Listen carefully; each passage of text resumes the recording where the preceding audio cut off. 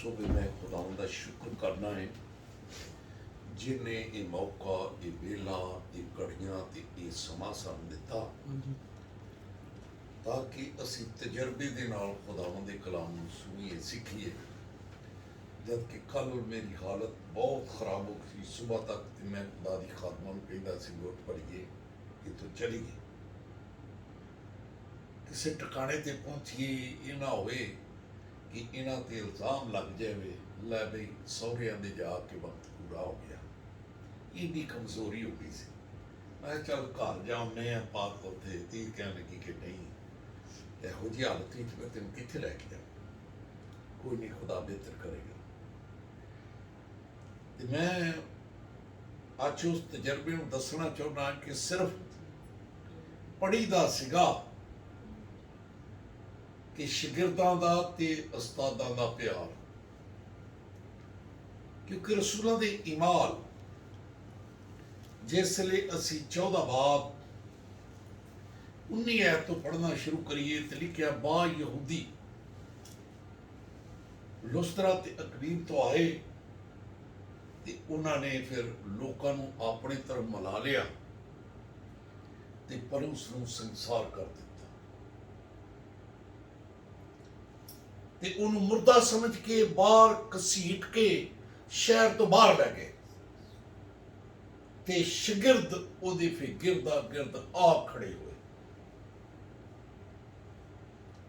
ते वो उठ के जिन्हों मुर्दा समझ के घसीट के बाहर सिट के आउंदे आ, वो उठ के खड़ा हो गया। जिसलिए वो शहर में चला गया, फिर दोबारा जिस तो उन्होंने मार के संसार किया गया सी उसे शहर फिर गया है। बहुत सारे शागिर्द कीते ने नाल ही शागिर्दां दे दिलां नूं मजबूत किया ते आख्या असी बहुत सारियां मुसीबतां सह के खुदा दी बादशाही दे विच दाखल होवांगे। सो मैं इस चीज नूं वेखिया कि बहुत तबीयत खराब इंतहा दी, जिसले पादरी साहब पारी वकास साहब बेटी चले गई है जाके वाकई बैठे आ ते खुदा ने मैंने फिर उठा खड़ा।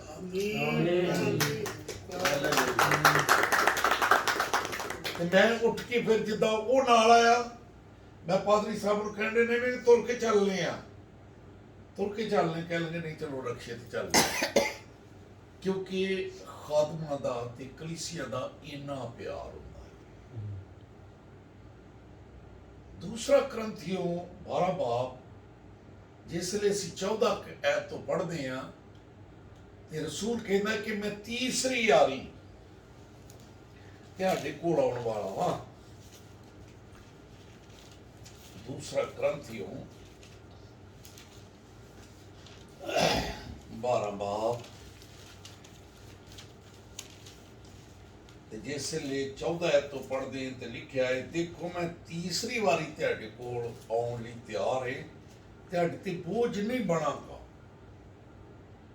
तुहाडे ते बोझ नहीं बनागा, इसलिए कि मैं तुहाडे माल दा नहीं, मैं तुहाडे माल दा नहीं कि मैनूं तुहाडे कोलों कोई माल मिलेगा, बल्कि तुहाडीआं रूहां दा तुहाडा ही ख्वाह मैं तुहानूं चाहुंदा है। क्योंकि लड़कियां नूं मां प्यो दी जमा करन दी जरूरत नहीं हुंदी, बल्कि मां प्यो नूं लड़कियां लई मैं तुहाडी रूहां दे वास्ते बहुत खुशी दे नाल खर्च करांगा, बल्कि खुद भी खर्च हो जावांगा।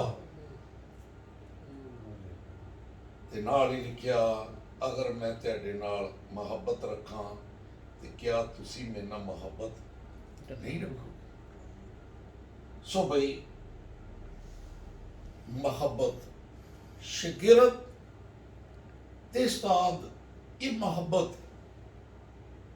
एक ऐसा नाता है ते जिसले कोई लोग वफादारी छड़ जाते हैं, परस्तश भी बड़ी करते हैं, क्योंकि अबरानी का मसाना पौलुस रसूल जिसले तेरा बाप उसकी 14 तो पढ़ी तो दसदा है कि साडा इत्थे कोई कैमरे वाला शहर नहीं, बल्कि असीं आउण वाले शहर की तलाश दे विच है। ते कहंदा हमद दी कुर्बानी ते इन्हां होंठां दा फल जिहड़ा उहदे नां दा इकरार करदे आ हर वेले चढ़ाया कर। इस बेटे ने बहुत अच्छा गाया है, खुदा इहनूं बरकत दे। ते बाकी दियां बरकतां मैं दसना, बहुत सारे लोग बड़ा गाउंदे ने, अच्छा गाउंदे ने, लेकिन कुछ चीज़ां जिहड़ियां अगे भी हुंदियां वो नहीं विच हुंदियां। लिखिआ है तुहाडा इत्थे कोई कैमरे नाल शहर नहीं, बल्कि तुसीं आउण वाले शहर की तलाश करो। इस करके हमद दी कुर्बानी इन्हां होंठां दा फल जिहड़ा उहदे नां दा इकरार करदे आ हर वेले चढ़ाया करो। ते भलाई ते सखावत करना भी ना भुलियो, क्योंकि खुदा ऐसी कुर्बानियां तो खुश हुंदा है। नाल ही अगे लिखिआ है अपने पेशवावां दे फरमाबरदार ते ताबेदार रहो, क्योंकि ये तुहाडियां रूहां दे फायदे लई। तुहाडे को होर कुछ नहीं इन्हां कुछ मिल सकदा। ते लिखिआ तुहाडियां रूहां दे फायदे लई उन्हां दी तरह जागदे रहिंदे ने जिन्हां नूं हिसाब देना पवेगा, ताकि ये खुशी दे नाल ये काम करन, ना कि रंज दे नाल। इस सूरत ते तुहानूं कुछ फायदा नहीं होवेगा। सो बई पेशवावां दे जिहड़े लोग पेशवावां नूं भुल जांदे ने, लिखिआ है तुहानूं कुछ फायदा नहीं होगा। कलीसिया नूं दस्सिआ गया गाला जिन्ना मर्जी गाला, फलाना बड़ा गाउंदा जी गाउंदा है, ते जे फरमाबरदारी नहीं ते कुछ भी नहीं। फरमाबरदारी करना, याद रखना खादमां, क्योंकि लिखिआ है ये ते अपने आप नूं खर्च करने तुहाडे लई तैयार हुंदे। रसूल कहंदा है कि ये खुशी दे नाल इन्हां दा दिल ना दिखाओ, इन्हां नूं ठेस ना पहुंचे, खुशी ना काम कर, ना कि रंज दे नाल। सो कलीसिया दा ते खादमां दा बहुत वड्डा नाता है, कोई छोटा जिहा नाता नहीं। असीं आए हैं पाकिस्तान तो उतों असीं अपने भैन भरावां को नहीं गए, हाले तक नहीं गए। असीं उन्हां बच्चों के कोल फिरन डए ने जिहड़े रूहानी बच्चे, क्योंकि खादमां दा ते कलीसिया दा बहुत वड्डा नाता है। रसूलां दे माल 26 बाब जिसले 17 आयत नूं पढ़दे हैं ते लिखिआ है मैं तैनूं इस उम्मत ते गैर कौमां तो बचाउंदा रहांगा, ते जिन्हां दे कोल तैनूं घल्लण डिआ तूं उन्हां दीआं अखां खोल दवेंगा। क्योंकि खादम जिसले जांदे आ ते लोकां दीआं अखां खोलदे आ, अखां उन्हां नूं फिर चंगे माड़े दा पता लगदा है। खुदा दा शुक्र करने आ कि जो खुदा ने इस कलीसिया दे विच भेजिआ ते आन के जो कलाम सुनाया लोकां दीआं अखां खुल्लियां।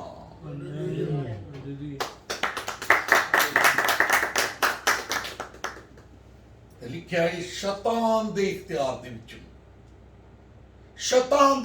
दे विचों तू जाके छड़ा, ताकि एक गुनाहां दी माफी ते मुकद्दसां दे नाल शरीक हो जान। खादमां दी कदर वेखो, रसूल कहंदा है कि गुनाहां दी माफी इन्हां नूं मिल जाए ते मुकद्दसां दे नाल की हो जान, शरीक हो जान। सो भी खुदा सानूं खादमां दी कदर करना सिखावे ते असीं सीखीए, ताकि किते बरकत तो खाली ना रह जाइए। खुदा दे खादम दे नाल मिल के दुआ करां। ये सब कुछ करें।